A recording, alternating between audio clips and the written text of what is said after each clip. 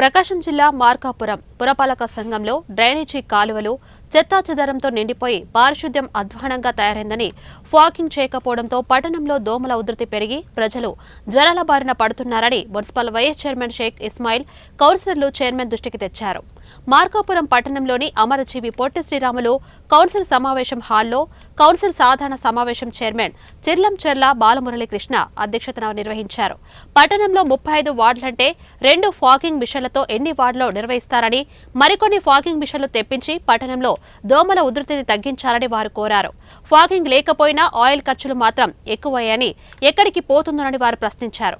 వార్డులో గత ప్రభుత్వంలో కాంట్రాక్టు వర్కులను ఆమోదించి కొంతమేర పనులు చేశారని, వాటిని దృష్టిలో ఉంచుకోకుండా సుమారు 45 వర్కులను రద్దు చేయడం ఏమిటని ప్రశ్నించారు. మీరంతా చేసేది మీరు అడ్మినిస్ట్రేషన్ మీరు కాబట్టి అట్లా కాదండి. అందుకే నేను చెప్తాను. చెప్పండి, మీరు పాత కమిషనర్ గారు పాత డీజీ గారు అసలు తెచ్చింది కదా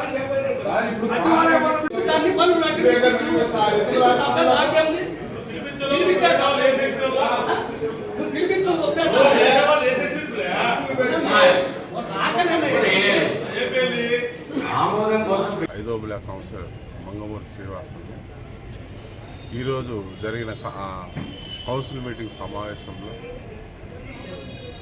18 మంది వర్కర్స్ను తీసేయాలని చెప్పేసి అంశము టేబుల్ అజెండాలోకి రావడం జరిగింది. అజెండాలకి ఆ విషయమై ఖచ్చితంగా వర్కర్లకు అన్యాయం చేసేదానికి లేదని చెప్పేసి నేను అడ్డుకోవడం జరిగింది.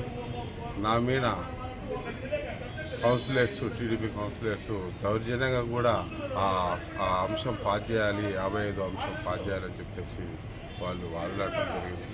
కానీ ఎవరైనా సరే ఒక వర్కర్స్ను అన్యాయం చేసి వాళ్ళ స్థానంలో వేరే వాళ్ళని పెట్టేసి చేయడం అనేది ధర్మం కాదు. ఉన్న వాళ్ళనే తొలగించకుండా విధుల్లోకి తీసుకొని వాళ్లకు జీవనాధారం కల్పించాలని చెప్పేసి నేను కోరుకుంటున్నాను. ఇంకొక విషయం ఏంటంటే, ఇక్కడ కూటమి గవర్నమెంట్ వచ్చిన